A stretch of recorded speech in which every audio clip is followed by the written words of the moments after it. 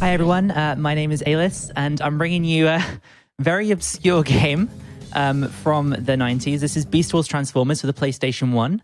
There is also a PC and a Mac version of these games, but as far as we can manage, getting them working on modern computers is very, very difficult. So we stick to the PlayStation 1, and from what we can see as well, the PC version runs a bit slower, so this is the fastest version, technically. There are two campaigns in this game. There are the Maximals and the Predacons, and we are going to be playing the Predacons today. I prefer them, but for reasons we'll talk about later on, they're also significantly easier to run than the Maximals. We get to pick between two sets of stages at the start of the game. So we have Urban and Desert. We're going to be starting with Urban and coming back to Desert later. The Urban stages are a bit trickier, so it's just nicer to get them out of the way first. And we have a choice of 4 characters in this. So anyone who's watched the Beast Wars TV show will know these characters quite well. You have Megatron, you have Scorponok, you have Inferno, and you have Tarantulas. Only one of these is really particularly viable for a speedrun, which is Inferno. So we're going to be using Inferno for the whole run. The game also has permadeath. So if in a normal run you die at any point, you lose Inferno and that's it, your run is over. But I'll be making safety saves to make sure that doesn't happen. So I'm going to talk about a small piece of tech right at the start, just so that I have an opportunity to talk about it, because there's a lot going on in this game. I'm going to be talking quite a lot, and it's such a small thing. You can see the characters rotating here. The game won't actually start until the character finishes its rotation after selecting it. So there's a piece of tech called like a quick select, where if you mash select fast enough during the menu, the character selects before it starts rotating, and you can just skip this rotation animation. So that's just a small piece of tech to look out for in between each stage. And I'm ready to get going. So if we're ready with the timer, then I'm going to start in 3, 2, 1, go. Also, we're playing this on a PS2, so the load screen is going to be slightly faster than they otherwise would be with the fast disk speed option. So you might notice I'm an ant. So the whole thing with Beast Wars is that the Transformers, rather than turning into cars, turn into animals.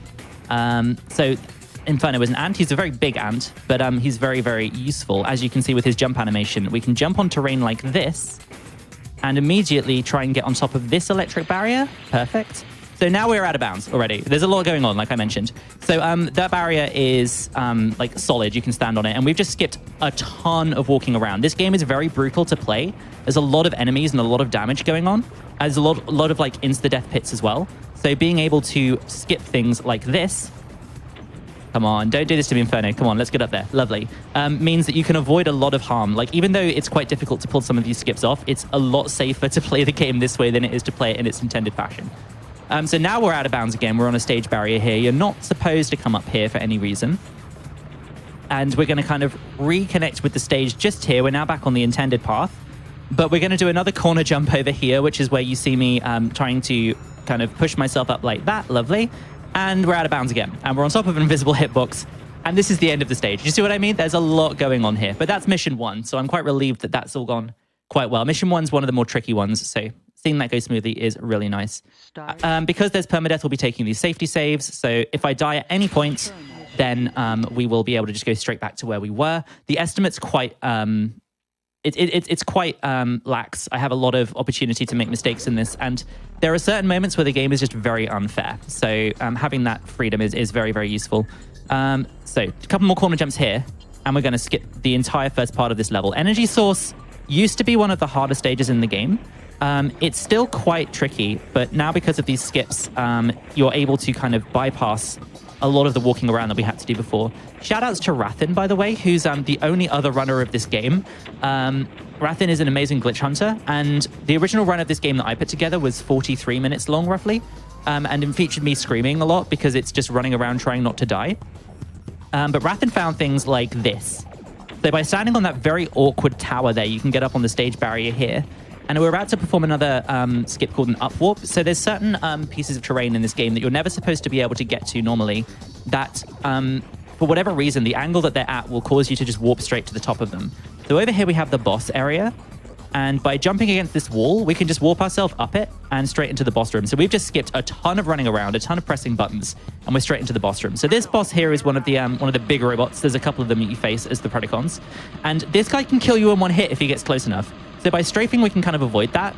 And I'm strafing to the left specifically because it lets me mash faster. So in this game, mashing, you can fire as fast as you can mash. So the faster you can mash, the more damage you deal. which is pretty great. Okay, another piece of tech. There's a lot to talk about, like I mentioned. So another piece of tech in the next stage, Heart of the City, is called quick transforming. So there's a couple of stages where if you mash the triangle button right at the start, you can transform during a little panning cutscene. I didn't quite get it there, but I could have transformed already had I gotten it. It's a very tight trick to get. Also, this is the only thing that I found that's still in the run. There we go, lovely. So this is a very vertical stage, and you can just drop straight down by landing against that wall. And this is Rhinox. Rhinox is the first Transformer boss that we have to fight. And we fight all of the Maximals eventually, and he's dead already. He's the most threatening one because he has the highest hit points. And he can kind of cause you some problems with some rockets, but with a careful strafe, you can just avoid all the damage. That's Heart of the City. Right, that's all the urban stages done. Now we're moving on to Polluted. Polluted would normally be very, very scary because the intended paths through these stages are very, very frustrating. They have a lot of bottomless pits and also feature these enemies called the Scrix. The big Scrix in particular are very threatening because they can kill you in one hit, and they tend to put them in choke points just to annoy you. However, there is a trick in this stage that is very, very difficult, but it is also very handy if you do get it because you manage to bypass all of that. I'll be going for this trick on repeat, basically. So we want to jump across here first. Okay, that's the first bit. That jumps very tight across to here. Now we want to land on the wall and kind of bounce off of it. Perfect. And now we've got kind of like a random element here because this is a corner jump, but it's the least consistent corner jump in the game. So getting this quickly would be very nice, but we might end up stuck here for a while. So I'm going to just do a bit of jumping around on top of the stage when we get through this. So I'm going to hand over for a donation or two. Okay, first up, I have a cool Chiroptera donating $10 saying, Beast Wars was my childhood. Used to play it all the time on my SNK Neo Geo. So cool to see it run at AGDQ by such an amazing runner. Keep up the good work. Oh, thank you so much. And also, Tori here donating $25. AilisNoon, more like Ailis Zoom. Those beasts don't know what wardom. Oh, thank you so much, Tori. Cool, we're at the end of this stage, and we're going to pick up an unlockable character here. So Stasis Pod, or the equivalent stage for the Maximals, allows you to pick up a new character. We just unlocked Black Arachnia. She is sadly incredibly inviable, as most of the characters are for the Predacon side, and the Maximal side, actually. Like I mentioned, Inferno is a blessing, really. It just makes the game so much more consistent. The reason why I should probably mention is that Inferno has a higher jump height than a lot of the other characters. Scorponok also shares this, but Scorponok has very low health, which means Scorponok is a much more dangerous run. Inferno also has a instant hit animation with his gun, so it makes it able to, like, you can deal more damage to moving enemies, and we're going to see a boss that moves around a lot later. Trying to do that with Scorponok is really difficult. Anyway, we're going to try and climb over this wall here. This one's kind of a tricky jump. Yeah, I failed it. That's fine. We can fail it a couple of times. It's all right. This one's very frustrating to get, so we're just going to wiggle our way up here. The physics in this game are kind of like, you know, when a spider gets stuck in the bath and can't quite climb out because it's too slippery, that's basically what the walls in this game are like. So very apt considering that I'm playing as an insect. Now I'm just going to run over this way, and I've skipped. Just assume when I jump over a wall like that, I've skipped a lot of intended platforming. So I'm just going to be doing some climbing up onto the stage barrier before the boss at the end. So if you want to read out another donation, that would be great. Okay, here is a $25 donation from Nick O. I had the PC version of this game when I was much younger. I don't think I've ever got past the second level. Hopefully Ailis spends a lot less time dying in Energon than 6-year-old me did. I can't make any promises, I'm sorry. We might find somewhere to die in Energon. Mining Machine is a stage that we'll talk about later. But yeah, my experience with this game as a child was very much the same. Like, trying to get past any of the stages in this was just really, really difficult. So this is another one of those robots that can just shoot you, or it can just hit you in one hit in melee and die. But, ow, he killed me with rockets. Wow, that is interesting. Okay, we have to do Wasteland again. We've got loads of time for donations now. That's very unfortunate. I don't think I've been killed in that specific way before, but he can technically kill you with rockets. I was just about to say how safe you are up there, but apparently not. So I'm just going to do all of what we just saw again. Let's read some donations. Okay. Here's a $15 donation from Roman saying, greatest of AGDQs, everyone. Always amazing to see this incredible event, and it's even greater with Ailis on Beast Wars. What do you think are the chances a Transformer ever turned into a robot Spoingus? Let's see. And then $20 here from Heidi Sparklebottom saying, let's go, Ailis. You're the zoomiest mashed potatoes. Heidi knows I don't. Heidi knows I'm not keen on mashed potatoes. That is mean. And Roman, there is a boss who is a cat of some description, so we might yet see Transformers Spoingus. Shout outs to Spoingus. $50 here from Nay saying, so happy to see Ailis on a mainline GDQ event. Good luck with that masterpiece of a game that's definitely not a nightmare to play.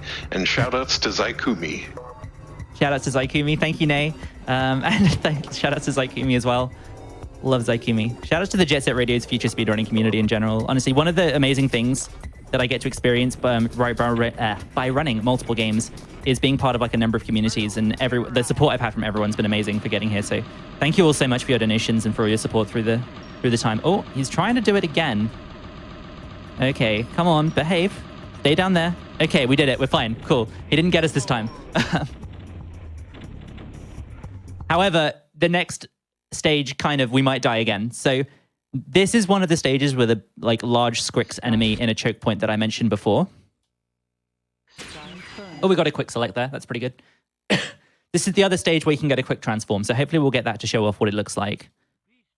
Yeah, we did. There we go. There we go. So basically, normally you can't control yourself in this moment where the camera's panning, but I managed to transform during that instead. So it saves a few seconds. So this guy right here, he is an absolute champion, but he just missed me. He can kill you in one hit, and I have lost runs there before just to him deciding that my run is over. So very glad to avoid that. This is the second Transformer boss fight that we're going to face. This is Dinobot. Dinobot isn't particularly threatening. They try and make it seem like you're in a lot of danger when you enter his area because you're surrounded by these gas vents that deal damage to you. But as it turns out, you just don't need to move. You just stand in the middle and gun him down from here. They don't expect you to deal damage this quickly, so you can normally just shred the bosses before they can do anything threatening. Also, a small optimization there. When I jumped into the teleporter, I started transforming straight away, just so that I spent the time in the teleporter transforming instead of when I get out the other side. Just saves a small amount of time. So we're going to move on to the volcanic stages. Volcanic is... They're the hardest stages in the game. They are very tricky from a speedrunning perspective. The start of this one, though, is just going to be me doing the intended path, so fighting some enemies and then doing some platforming. So if you want to read a donation or two, that would be a good time now. Yeah, sounds good. I've got $10 here from Danger Diamonds saying, massive love to Ailis and all of Club 601 from the Diamonds family. Thank you, Danger. Oh, $5 here from Dial Wingo who says, let's go, Ailis, best of luck. Thank you, Dale. Shout outs to Club 601. Everyone there is amazing. And also shout outs to Dill, who's another amazing PlayStation runner. And Dill is part of the reason that I'm actually doing this run, simply because I would have never been able to get my PlayStation 2 set up properly without Dill's help. So thank you so much, Dill. We can probably get another one in because I'm still just doing some intended stuff. All right, this one is important. King TDN donated $10 saying, Optimus demands you use your Prime All account to subscribe to Games Done Quick. Listen here, you. I'm not normally keen on the Maximals, but I'll allow it. Okay. We're supporting charity. Come on. So, we're about to do probably the easiest out of bounds ever. I would say that you two at home can try this trick and it's very easy. But I don't think many people that play this casually actually got to this stage. So whether you can actually get here or not is another question entirely. But there we go, we're out of bounds. That one's very, very simple. The Joys of Inferno. So now we're out of bounds. We are kind of in this void area around the outside of the stage. All of this stuff to the left is on just the right angle that you can warp up it again. So what we're going to do is just walk around the whole stage, get to where the boss area is at the end, and then warp straight up it. So it's just over here. And the boss for this section is a weird fire Scrix that sounds really scary, but it's got really, really low health and dies very quickly. So we can just cut a little corner here to get into the boss area slightly faster. And then boss is dead. Easy peasy.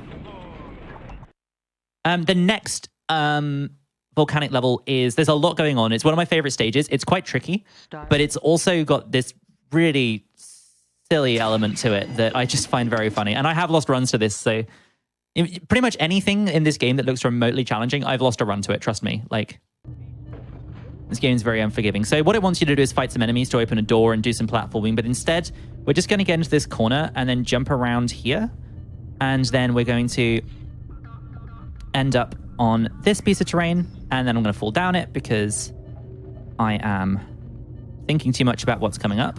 There we go. Now here we need to be very careful. It's very easy to overshoot this and fall off, so I'm going to be very careful climbing up this. There we go. Good stuff. There is one of these like gorilla robots around that are really, really like concerning because they'll like deal a lot of damage to you. So this boulder, this is supposed to chase you Indiana Jones style when you're on the normal area, because we're now out of bounds again, obviously. However, that boulder can still kill you in one hit, even if it's not moving. So you have to get very close to it to get up there, and it's very scary. This is another up warp, so we just kind of fall through this void. And this is Air Razor. So she is one of the more frustrating bosses, and the reason why Scorponok is not really very useful as a backup character, because she moves around a lot, and with Scorponok's attack having like a movement animation, you miss a lot of bullets basically. So Inferno is also very useful for this boss just because you can deal consistent damage to her without having to worry too much about it. But there we go. That's final confrontation. So now we would be going on to Volcanic 3. There's 3 stages in each set. However, Volcanic 3 is the maximal mothership, the Axelon. So the game wants you to finish all the other stages before you go to there because it's the final level. So now the game is going to take us back to the desert stages to finish those. These are very like simple casually, but from a speedrun perspective, this stage is not too bad. We just do a bit of climbing up here. And then the next stage is one of the hardest in the game. I've kind of gotten more consistent at it, and I will give the hard strats a try, but if not, there are safety strats. There is another thing I can talk about in a bit, but let's squeeze in a quick donation.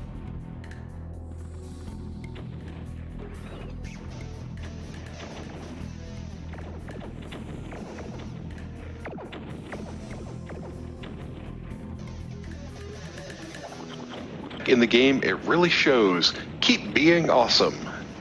Thank you so much. Mendez is also running at this event. Mendez is an incredible runner. You should go check them out. So I've just jumped over this rock wall here.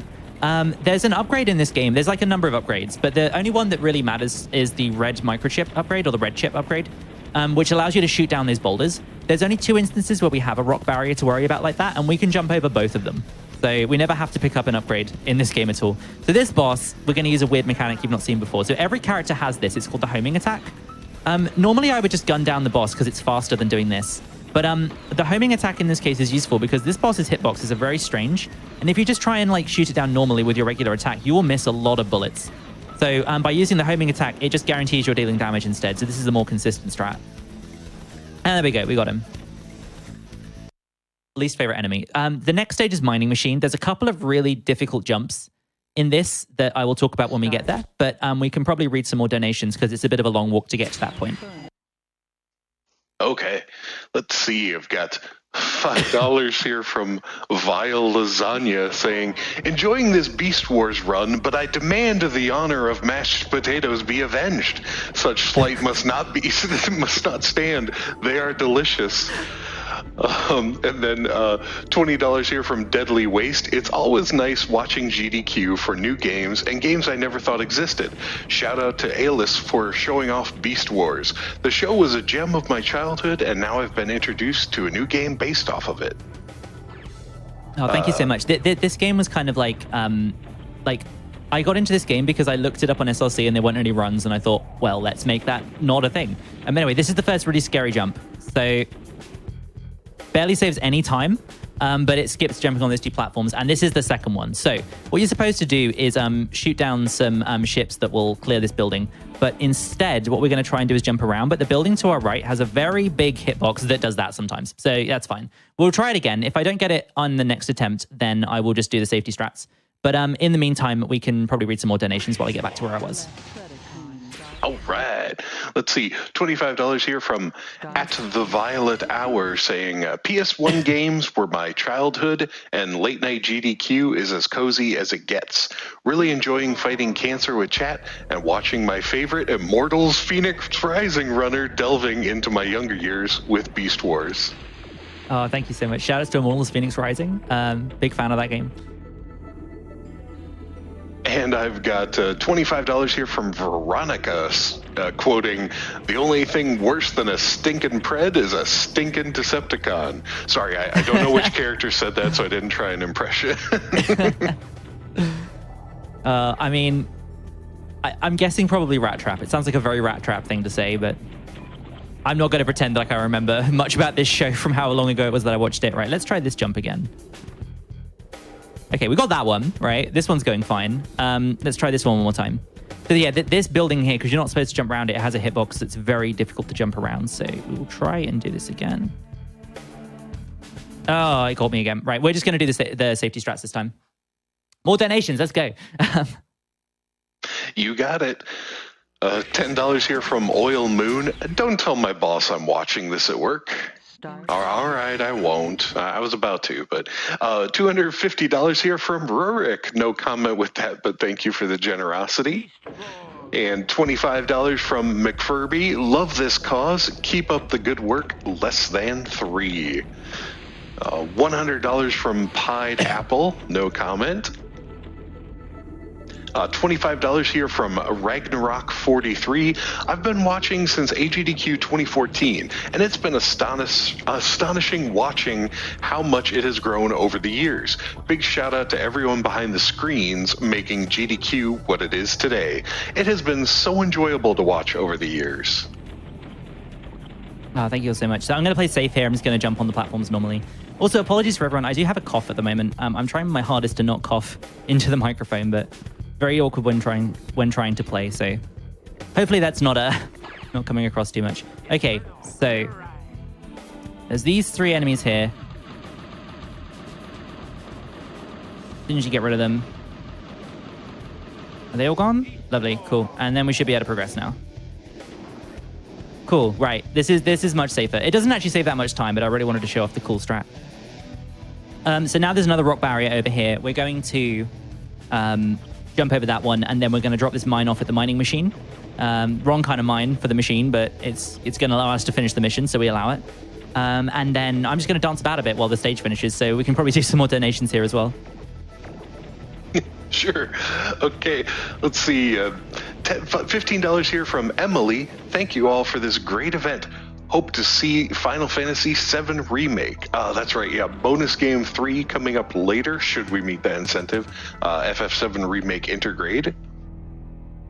$10 here from Mailgwyn Davies. It makes me happy to see AILIS getting this much coverage, sending good vibes from all the AAS members who are watching just for you.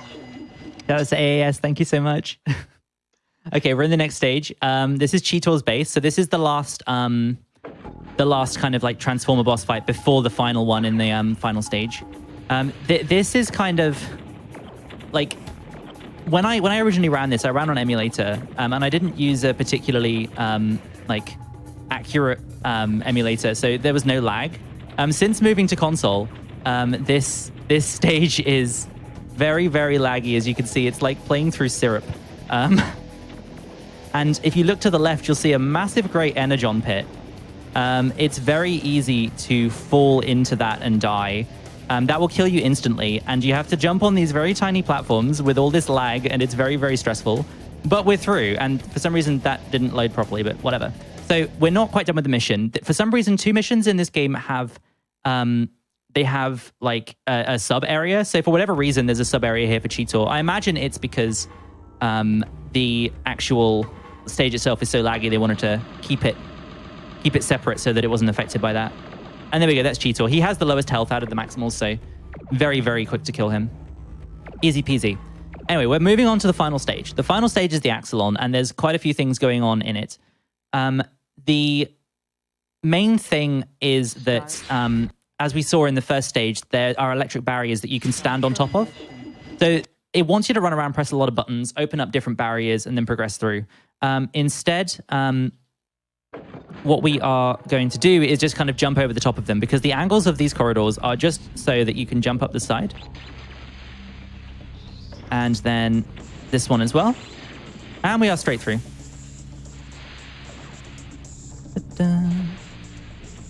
And now this jump is another one that's particularly hard with lag. So we can't jump over that barrier. But by using the quick turn button in midair, you can just about get over that gap. I didn't quite make it then, so we're going to try again. The problem is now I've aggroed all the enemies in the area, so we're going to be like covered in gorilla bots at the moment, which is not something you want to do. Oh, didn't quite make it again. I'm actually going to kill them. I want to play this safe, and these guys will probably kill me if I don't clear them, so that's unfortunate. This is probably like the last like tricky jump you have to get through in the game, so let's go over here. There we go. That's better. So there's a sub area here, and then we have one more scary jump, and then we're on to the final boss. So time will be coming up when that boss is done and the screen fades to black. Not here though. This is the sub area.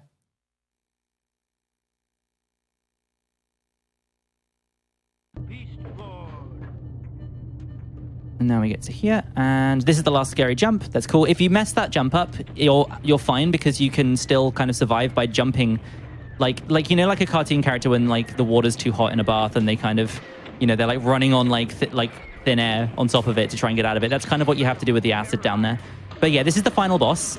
So this barrier is meant to make you go through that teleport to the right and press a button to get rid of it so you can fight this enemy. But as it turns out, if you stand right here, you can just look straight up and shoot it. And now this is Optimus Prime, or Optimus Primal, sorry, which is his beast name. He's the last boss we have to fight. And he's gone. More mashing. Lovely. So time is going to be when the screen fades to black. Any second now. And time. And now you get to witness one of the weirdest cutscenes I think I've ever seen. If you wanted to see a T-Rex blow up a gorilla and a rhinoceros, then now is your chance. I'm just going to let this play out for a moment. There we go. Isn't it beautiful? Anyway, that's been the run. Thank you all so much for watching. Yeah, I've had a great time. All right, keep those GDQ claps and everything else going in the chat there, audience. Thank you for cheering on Ailis there with that wonderful presentation of Beast Wars Transformers. Awesome run. I was really enjoying that, and it's nice to see some love for the greater Beast War franchise in the donation comments as well. Thanks for sharing your passion with us. I had Lulu Bell here donate $5 saying, in caps, I know nothing about Beast Wars, but I'm here in my friend's stead, Mothy, who couldn't watch but is a diehard reboot fan and by extent loves Beast Wars. Hi, Mothy. Thanks for that. Coming up next, we'll have Metal Warriors, an Any Percent run by Omni Gamer. Following that, Astalon, Tears of the Earth, another Any Percent run by Stryzer. Yeah, you know, we've got metal coming up. Let's see, Tears of the Earth, that's water and earth. Yeah, a lot of elements at play here in the next few runs. $20 here from Anonymous, no comment. Thank you very much. $100 from Black Magic's Final Fantasy VII Remake on a bonus game? We need to make this happen. Yes, that's correct. This evening, later on today, bonus game 3 will be Final Fantasy VII Remake Intergrade, an intermission normal any percent run if we raise just a bit over $100,000 total, but we've already raised over $34,000 toward that. So keep getting your donations in if you want to see that bonus game added to the schedule. Elisana donated $10 saying, keep the good vibes going. So close to that 500K.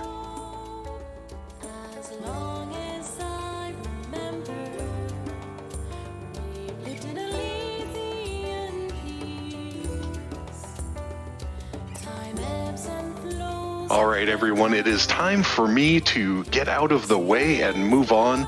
Let the marathon move on to the next host. Yeah, end of my time here on the microphone for now.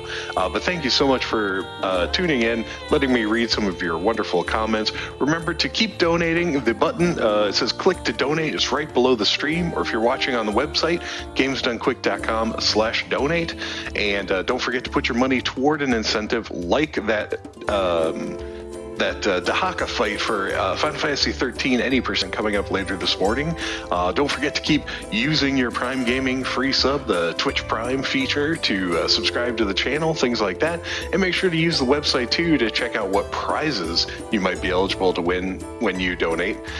Thank you so much for keeping it friendly and cheering everybody on in chat and stuff. I'll be in chat soon. I'll hang out with you again. For those playing the bingo game, here you go. Someone on air just referenced the bingo game again. You're welcome. Okay, that has been my time. Thanks all so much. I'll see you next time. Bye-bye. And AGDQ will return right after this break.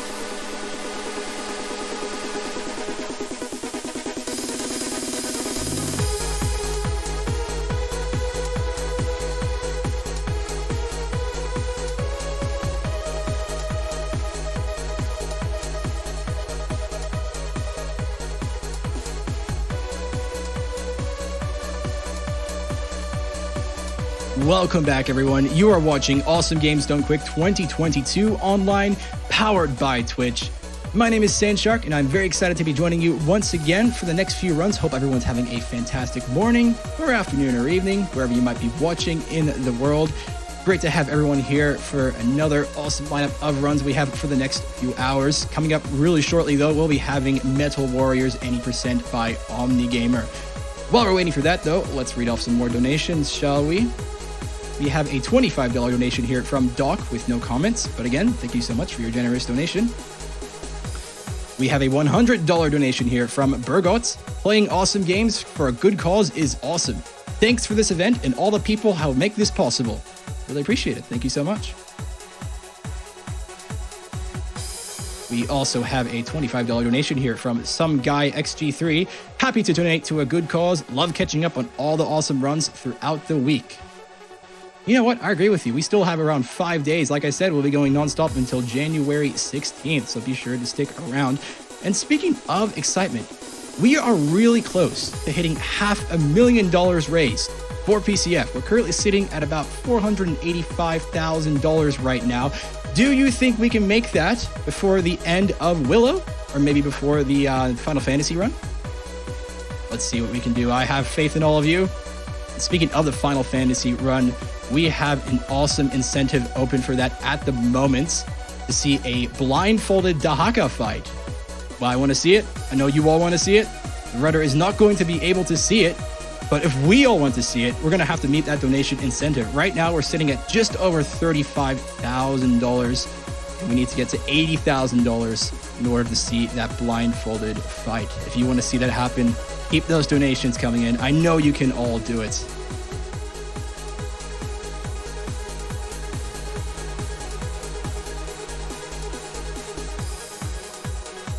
We have a $15 donation here from Patrick, who says, greetings from Germany. Hello, greetings from Australia. And with that, we are ready to go for our next run, so let's prepare for some mechanical combat action, because it is time for Metal Warriors Any% by On The Gamer. Best of luck, take it away.